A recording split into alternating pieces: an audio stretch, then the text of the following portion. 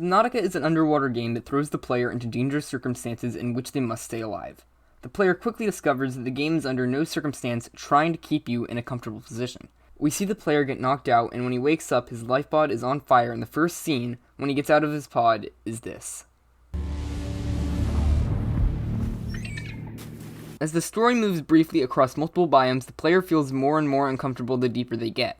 This is what many players like to call fear of the unknown, an unpleasant feeling triggered by the perception of danger, real or imagined. Hold on to when it says perception of danger, real or imagined. While the game is filled with real experiences of danger, there are also many cases in which the player perceives there is danger. Let me explain. If you've ever traveled to the back of the Aurora and have heard this noise,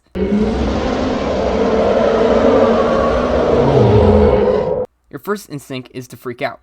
This is perception of danger. You do not see any creature actually coming to attack you, but you've perceived something is there. This is a result of a misleading phenomenon called sound.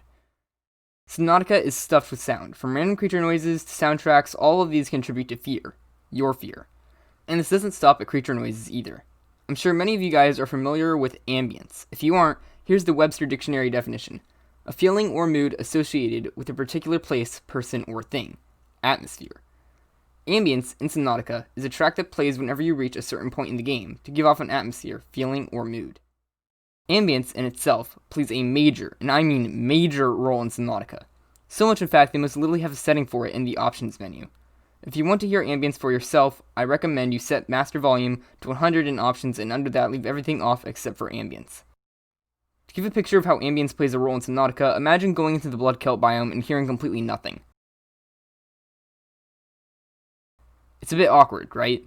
Now, imagine going into the blood kelp and hearing this. Notice how the two tracks still sound relatively silent, but the ambience gives off a setting to where you're at. It keeps you, as the critics like to call it, on the edge of your seat. If any of you guys have listened to the 1-hour soundtrack of Subnautica on YouTube by TPA Evil, you know that throughout it there are shifts in tone. For those that are confused, let me show you 3 soundtracks from the beginning, middle, and end of the game, and think to yourself what the differences are between them.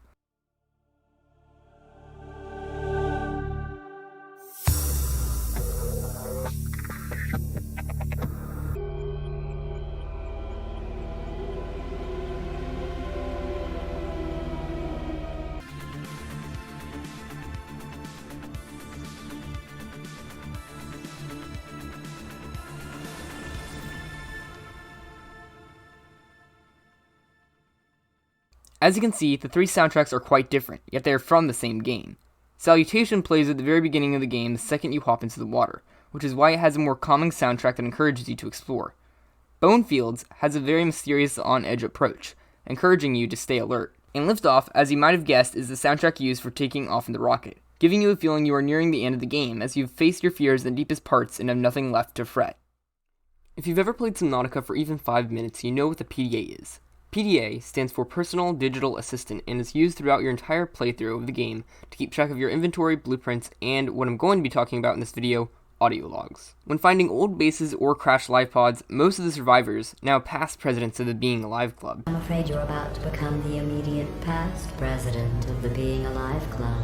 That was a Portal reference, by the way. You find their leftover PDAs and extract from them audio logs. Subnautica never clarifies exactly how audio logs work, as our character doesn't speak, but we assume the survivors just spoke into their PDAs and it was recorded. You quickly realize after collecting the audio logs, they are no happy stories. This also contributes to player uncomfort, realizing their comrades are now dead and they are indeed the last survivor. This is Ozzy from the cafeteria. What the hell, guys? They didn't warn us this might happen. Our pod was almost crushed by this Seamoth Bay on the way down. Now we're hanging on the edge of a cave system, and this grim-looking snake thing's trying to eat through the hull. Come get us already.